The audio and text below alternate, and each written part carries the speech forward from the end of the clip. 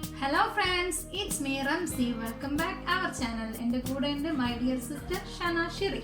Hi friends, welcome back our channel. അപ്പോൾ നമ്മൾ ഇന്ന് ഇവിടെ തയ്യാറാക്കാൻ പോകുന്നത് മന്തിയാണ് വിത്തൗട്ട് മന്തി പൗഡർ.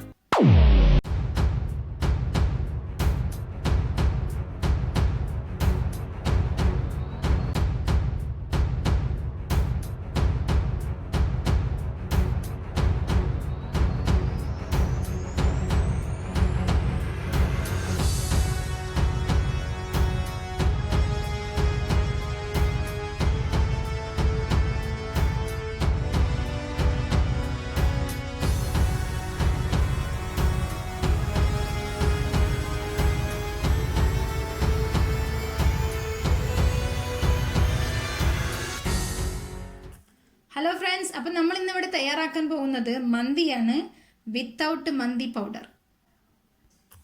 അപ്പോൾ ഫ്രണ്ട്സ്, നമുക്ക് മന്തിക്ക് വേണ്ടി ആവശ്യമുള്ള സാധനങ്ങൾ എന്താക്കാൻ നോക്കാം. 1 കിലോ മന്തി റൈസ്, പിന്നെ നമ്മളിവിടെ എടുത്തിരിക്കുന്നത് 1 കിലോ ചിക്കനാണ്.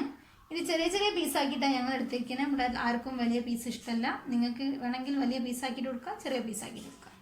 കുറച്ച് ചെറിയ ജീരകമാണ്, പിന്നെ കുറച്ച് പെപ്പർ പൗഡർ, ഇത് കുറച്ച് പെപ്പറാണ് പൊടിക്കാത്തത്, ആവശ്യത്തിന് ഉപ്പ്, ഒരു ഉണക്ക നാരങ്ങ, 2 മാഗി ക്യൂബ്, 3 കറുവപ്പട്ട, 10 ഏലക്കായ, പിന്നെ 7 ഗ്രാമ്പു, പിന്നെ കുറച്ച് സൺഫ്ലവർ ഓയിൽ. അപ്പോൾ ഫ്രണ്ട്സ്, നമുക്ക് ഇതിലേക്കുള്ള അരി, ഈ മന്തി റൈസ് നന്നായി കഴുകി 1 മണിക്കൂർ കുതിരാൻ വെക്കണം. അപ്പം നമ്മളിതപ്പം നന്നായി കഴുകിയിട്ടുണ്ട്. ഇനി ഇതൊരു മണിക്കൂർ കുതിരാൻ നമുക്ക് മാറ്റി വെക്കാം. അപ്പോൾ ഫ്രണ്ട്സ്, നമുക്ക് ഇനി ചിക്കൻ എങ്ങനെ ഇതിലേക്ക് തയ്യാറാക്കാൻ നോക്കാം. അപ്പോൾ അതിന് ഇതുപോലെ ഒരു ബിരിയാണി പോട്ട് എടുത്തിട്ട് ചിക്കന് കഴുകി വെച്ച ചിക്കൻ അതിലേക്ക് ഇടാം. ഇനി ഇതിലേക്ക് 2 മാഗി ക്യൂബ്സ് ആണ് ഇടേണ്ടത്.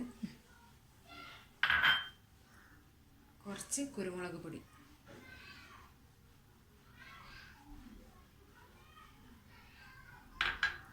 ആവശ്യത്തിന് ഉപ്പ് കുറച്ച് മതി. ഓൾറെഡി ഈ ചിക്കൻ്റെ ക്യൂബിൽ മാഗി ക്യൂബിൽ ഉപ്പുണ്ട്, ഉപ്പ് ഓൾറെഡി ഉണ്ടാകും. പിന്നെ കുറച്ച് ചെറിയ ജീരകം.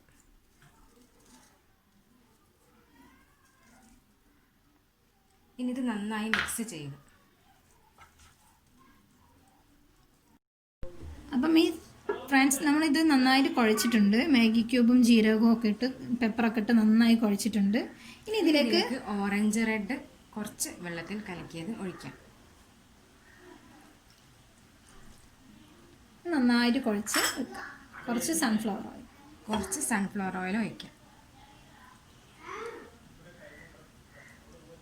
ഇനി കൈകൊണ്ട് നന്നായി കുഴച്ച് 1 മണിക്കൂർ വെക്കാം.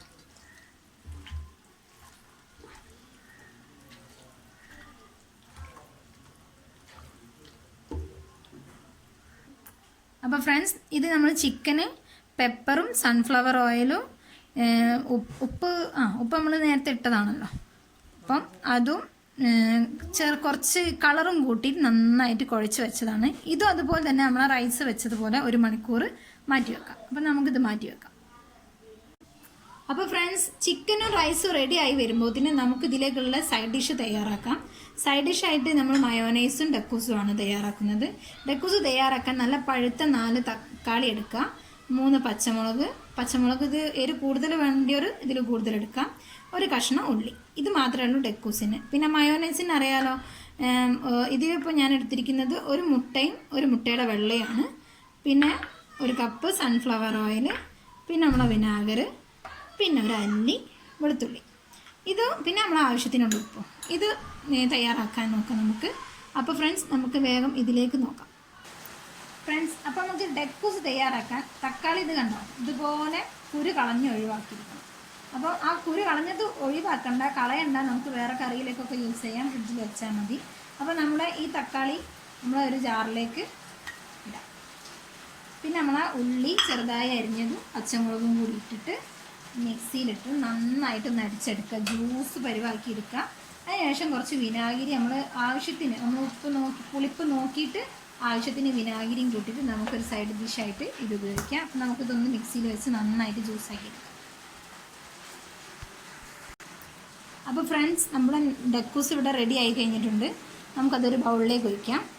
ഇതുപോലെ നല്ല ജ്യൂസായിട്ടാണ് കിട്ടുക. ഇനി ഇതിലും ലൂസാക്കണമെന്നുണ്ടെങ്കിൽ നിങ്ങൾക്ക് വെള്ളം ചേർക്കാം. ഇനി നമുക്ക് ഇതിലേക്ക് കുറച്ച് ഉപ്പിടാം.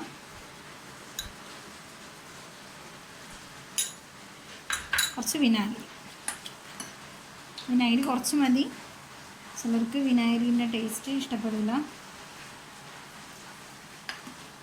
നന്നായി ഒന്ന് ഇളക്കിയിട്ട് അവിടെ വെച്ചാൽ നമുക്ക് ചോറിലേക്കുള്ള ഒരു സൈഡ് ഡിഷ് തയ്യാറായി.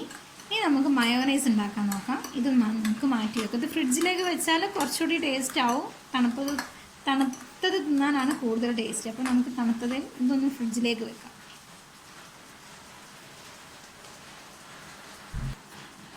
അപ്പോൾ നമുക്ക് മയോണൈസ് തയ്യാറാക്കാം. അതിന് ഞാൻ ഇവിടെ എടുത്തിരിക്കുന്നത് ഒരു മുട്ടയും ഒരു മുട്ടയുടെ വെള്ളയുമാണ്. അത് നമുക്ക് മിക്സിയുടെ ജാറിലേക്ക് ഒഴിച്ചെടുക്കാം.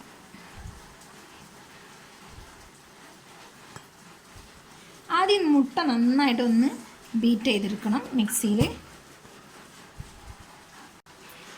അപ്പോൾ എഗ്ഗ് നന്നായിട്ട് ബീറ്റ് ചെയ്തതിന് എഗ്ഗ് ബീറ്റ് ചെയ്യുമ്പോൾ ശ്രദ്ധിക്കണം, നമ്മൾ മയോണൈസ് തയ്യാറാക്കുമ്പോൾ ഫുൾ സ്പീഡിലിട്ടിട്ട് വേണം എഗ്ഗ് ബീറ്റ് ചെയ്തെടുക്കാൻ. അപ്പോൾ നമ്മൾ കുറച്ച് ഉപ്പ് ചേർത്തെടുക്കാം. ഓരോന്നോരായിട്ട് കുറേശ്ശെ ഉപ്പ് കുറച്ചേ പാടുള്ളൂ ആ മയോണൈസിൽ, അല്ലെങ്കിൽ മയോണൈസിൻ്റെ ടേസ്റ്റ് പോവും. ഇനി നമുക്ക് ഇതൊന്ന് ബീറ്റ് ചെയ്തെടുക്കാം. അപ്പോൾ ഫ്രണ്ട്സ്, ഇത് ഉപ്പിട്ട് നന്നായി ബീറ്റ് ചെയ്തെടുത്തതാണ്. ഇനി നമുക്ക് ഇതിലേക്ക് വിനാഗിരി ചേർക്കാം. പിന്നെ വെളുത്തുള്ളി ഒരു അല്ലി ഇട്ടാൽ മതി. ഒന്ന് ചീളിങ്ങാണ്ട് ഇട്ടാൽ ഇതും ഇതുപോലെ തന്നെ നല്ല ഹൈ സ്പീഡിൽ ബീറ്റ് ചെയ്തെടുക്കണം. അപ്പോൾ ഫ്രണ്ട്സ്, ഇത് നമ്മൾ ഉപ്പും വിനാഗിരിയും വെളുത്തുള്ളിയും എടുത്തിട്ട് നന്നായിട്ട് ബീറ്റ് ചെയ്തതാണ്.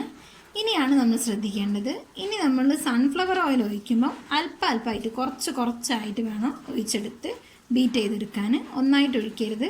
കുറേശ്ശെ ഒഴിച്ചിട്ട് മയോണൈസ് തിക്കായി വരുന്നത് വരെ ഒഴിച്ച് ബീറ്റ് ചെയ്തെടുക്കണം. അപ്പോൾ നമ്മുടെ മയോണൈസ് ഇവിടെ റെഡി ആയതാണ്. നല്ല തിക്കുള്ള മയോണൈസ്. ഇനി ഇത് ഫ്രിഡ്ജിലേക്ക് വെച്ചാൽ ഒന്നുകൂടി തിക്കായി കിട്ടും. നമുക്കിതൊരു ഡിഷിലേക്ക് മാറ്റിയിട്ട് ഫ്രിഡ്ജിലേക്ക് വെക്കാം. അപ്പോൾ ഫ്രണ്ട്സ്, നമ്മൾ നേരത്തെ മാറ്റി വെച്ചിരിക്കുന്ന ചിക്കൻ ഒരടുപ്പിൽ ലോ ഫ്ലെയിമിൽ വെക്കാം. അതുപോലെ തന്നെ മറ്റൊരടുപ്പിൽ റൈസ് വേവിക്കാനുള്ള വെള്ളവും വെക്കാം. അതിലേക്ക് നമ്മൾ കുറച്ച് കല്ലുപ്പാണ് ഇടേണ്ടത്. അത് ആവശ്യത്തിനുള്ള കല്ലുപ്പ് ഇടുക. പിന്നെ അതിലേക്കുള്ള ഒരു ഡ്രൈ ലെമൺ, നമ്മുടെ കറുവപ്പട്ട, നമ്മൾ നേരത്തെ എടുത്ത് വെച്ച ഇൻഗ്രീഡിയൻസ് ഒക്കെ അതിലിടുക. കുറച്ച് ഓയിൽ, സൺഫ്ലവർ ഓയിൽ. ഇനി ഇത് തിളയ്ക്കാനുള്ള സമയമെടുക്കും. ആ സമയം കൊണ്ട് നമ്മുടെ ഈ ചിക്കൻ ലോ ഫ്ലെയിമിൽ കിടന്ന് ഒന്ന് നന്നായി വെന്ത് കിട്ടും ചെയ്യും. അപ്പോൾ നമുക്ക് ഈ വെള്ളം ഒന്ന് തിളയ്ക്കാനുള്ള സമയം എടുക്കാം. അപ്പോൾ ഫ്രണ്ട്സ്, നമ്മുടെ വെള്ളം നന്നായി തിളച്ചിട്ടുണ്ട്. ഇനി നമുക്കിതിലേക്ക് റൈസ് ഇടാം. നമുക്ക് 1 മണിക്കൂർ കുതിർത്ത് വെച്ച് ഊറ്റി വെച്ച റൈസാണ്. ഇനി നമുക്കിതിലേക്ക് ഇട്ട് കൊടുക്കാം.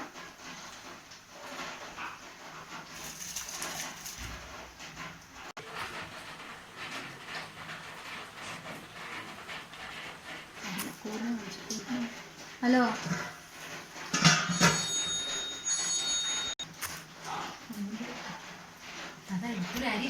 അപ്പോൾ ഫ്രണ്ട്സ്, നമ്മുടെ ചിക്കൻ ഇതാ നല്ല ലോ ഫ്ലെയിമിൽ നന്നായിട്ട് വെന്തിട്ടുണ്ട്. നമ്മുടെ റൈസ് ഇനി അതിലേക്ക് ഊറ്റിയിട്ടിടണം.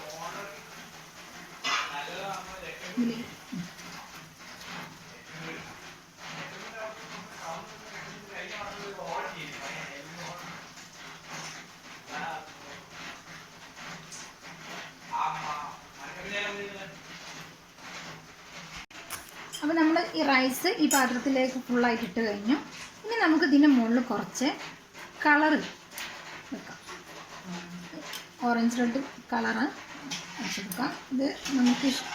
ഇത് ഈ ചോറ് ഇങ്ങനെ ലെയറായിട്ട് ഇടുന്നതിന് ശേഷം അതിനടിയിലൊക്കെ കുറേശ്ശെ കളറിടാം. അല്ലെങ്കിൽ ഇതിൻ്റെ മുകളിലിട്ടാലും കുഴപ്പമില്ല. അത് നിങ്ങൾ ഇഷ്ടമുള്ള പോലെ ചെയ്യാം. ഇനി നമുക്കിത് 10 മിനിറ്റ് ഒന്ന് ലോ ഫ്ലെയിമിൽ അടച്ച് വെച്ച് ഒന്ന് വേവിച്ചെടുക്കാം. അപ്പോൾ ഫ്രണ്ട്സ്, ഇത് 2 ചാർക്കോളാണ്, കരി നമുക്ക് വാങ്ങാൻ കിട്ടും പുറമേ നിന്ന്. ഇത് ഗ്യാസിൽ വെച്ച് ഒന്ന് കനലാക്കി എടുക്കണം.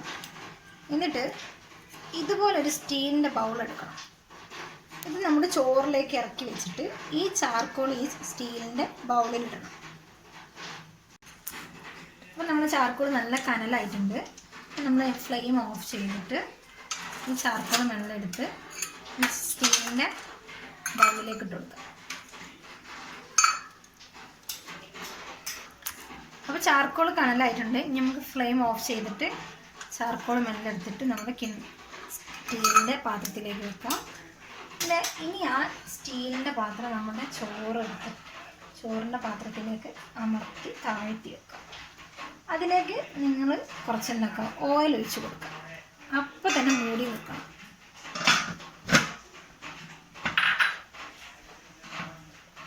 ആ ഓയിൽ നിങ്ങൾക്ക് ഏത് ഓയിൽ വേണമെങ്കിലും യൂസ് ചെയ്യാം, കുഴപ്പമില്ല. ആ ചാർക്കോളിൽ നമ്മൾ ഓയിൽ ഒഴിച്ച് കഴിഞ്ഞ് അടച്ചതിന് ശേഷം ഇതുപോലൊരു വെയിറ്റ് നമ്മൾ ചോറിന് മുകളിലേക്ക് വെക്കാം. എന്നിട്ട് 10 മിനിറ്റ് കഴിഞ്ഞ് തുറന്ന് നോക്കാം. അപ്പോൾ ഫ്രണ്ട്സ്, നമ്മുടെ മന്തി റെഡിയായി കഴിഞ്ഞു. ഇനി നമുക്കിത് സേവിങ് ഡിഷിലേക്ക് മാറ്റാം.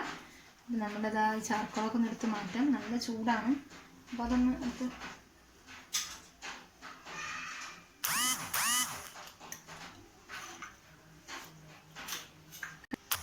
അപ്പോൾ ഫ്രണ്ട്സ്, നമ്മുടെ മന്തി ഇവിടെ റെഡി ആയി കഴിഞ്ഞു.